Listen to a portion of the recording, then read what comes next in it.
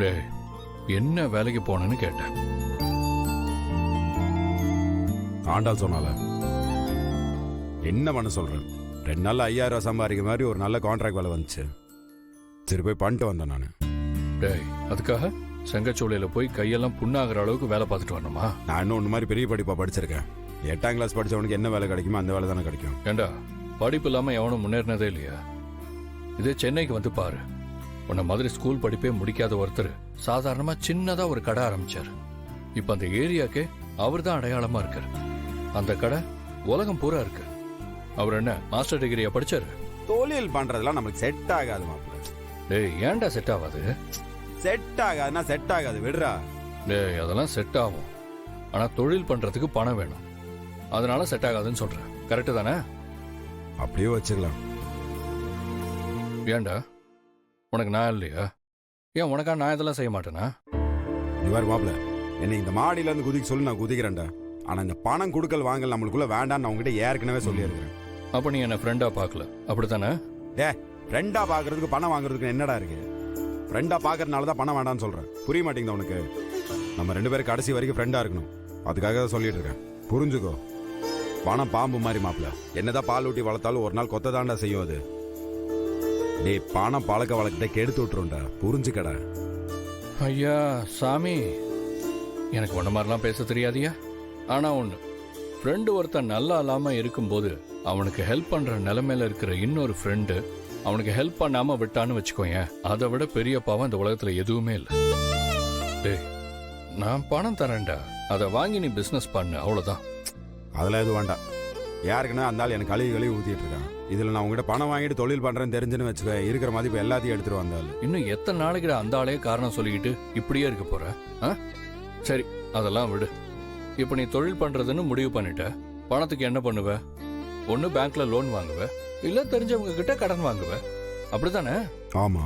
அப்ப அதே மாதிரி நினைச்சு நான் கொடுக்குற பணத்தை கடனாவே வாங்கிக்கோ. உன்னால எப்ப சம்பாதிச்சு திருப்பி கொடுக்க முடியுமோ அப்ப கொடு. ஏய், கடன் அன்பை முறிக்கும்டா. நீலாம் என்ன சொன்னாலும் உங்ககிட்ட எல்லாம் பணம் வாங்க மாட்டேன். டேய், தயவு செஞ்சு கொஞ்சம் அமைதியா இருற. இந்த ஒரு விஷயத்துல என்ன கட்டாயப்படுத்தாம இருறா. சரி மாப்ள, நான் உனக்கு பணம் தரல, நீயும் வாங்க வேண்டாம். ஆனா நான் ஒரு கடை வச்சா அதுல நீ பார்ட்னரா இருந்து எனக்கு ஒர்க் பண்ணி தருவியா? என்ன கேள்வி இது? உனக்காகலாம் மாடா வேலை செய்ய வேண்டாம் நானு.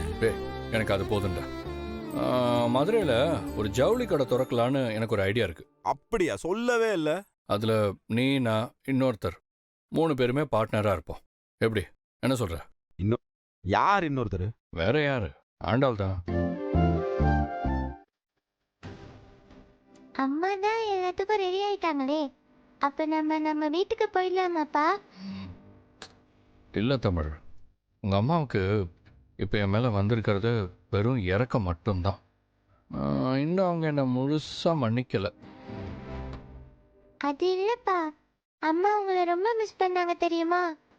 டெய்லியும் அழுதாங்க. நீங்க வேணா பாருங்கப்பா, இந்த 10 days முடிஞ்ச உடனே நீங்க, நானு, அம்மா 3 பேரும் நம்ம வீட்டுக்கு போயிடுவோம்.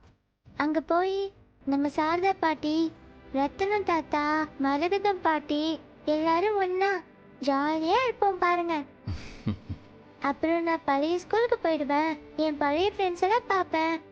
எங்க விஜய் மிஸ், கலா மிஸ், சகுந்தலா மிஸ் எல்லாரையும் போய் பார்ப்பேன். சூப்பர்.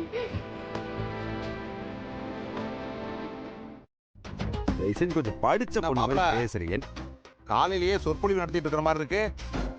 அது ஒண்ணு இல்ல மாமா, பொண்ணுக்கு ஏதோ படிப்புல சந்தேகம் இருந்துச்சு, அது கேட்டா அதை தீர்த்து வச்சுட்டேன். அது சரி மாப்பிள, டபுள் டிகிரி 3 டாக்டர் பட்டம் வாங்கி வச்சிருக்கீங்கல்ல, நீங்க சொல்லி கொடுத்தா கரெக்டா இருக்கும்.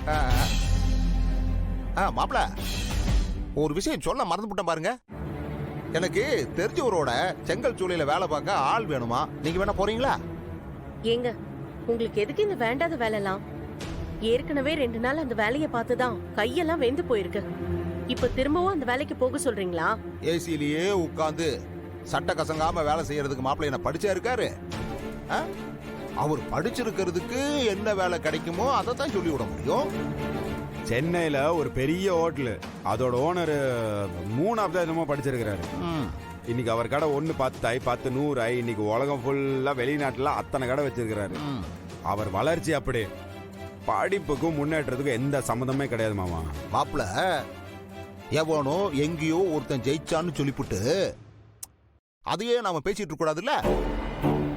அந்த வரிசையில கூடிய சீக்கிரம் உங்க மருமகனும் வருவான். நீங்க வேணா பார்த்துட்டே இருங்க. என்ன மாம்ஸ், நீங்களும் பிசினஸ் பண்ண போறீங்களா என்ன? ஆமா, மதுரையில் ஒரு பிரம்மாண்டமான துணி கடை. கடை என்ன, காட்டாலே திறக்க போறேன் நானு. கடையோட மதிப்பு என்னன்னு தெரியுமா? 1.5 கோடி.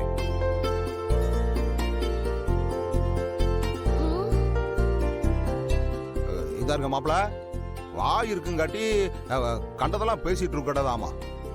முதல்ல 1.5 கோடி ரூபாய்க்கு எத்தனை சைபர் இருக்குன்னு தெரியுமா? தேவையில்லாத விஷயத்துல நான் தெரிஞ்சுக்கிறது இல்லை மாமா. மாப்பிள, நீங்க உண்மையா தான் சொல்றீங்களா? நான் என்னைக்காச்சும் போய் பேசியிருக்கேனா? பின்ன நீங்களுமா என்ன நம்ப மாட்டேங்கிறீங்க? ஐயோ, நம்பாமலாம் இல்ல மாப்பிள. ஆனா அவ்வளவு பணம் ஏது உங்களுக்கு? ஓனர் தான் நானு. பணம் முதலீடு பண்றது என் பார்ட்னரு. இது பார்ட்னரா? ஏன் மாப்பிள, 50 ரூபா கொடுக்கறதுக்கு உங்களுக்கு யார் தெரிஞ்சவன் இருக்கா?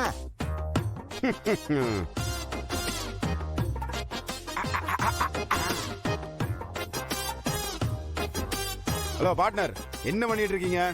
சும்மா தானே இருக்கீங்க? கொஞ்சம் வீட்டுக்கு வந்துட்டு போ. வாடா, சொல்றேன் வாடா.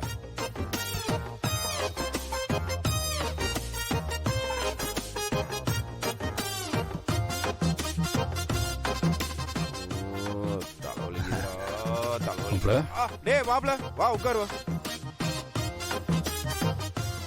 எப்படி என்ன இருக்க? மாப்ள, ஏதாவது முக்கியமான விஷயமா?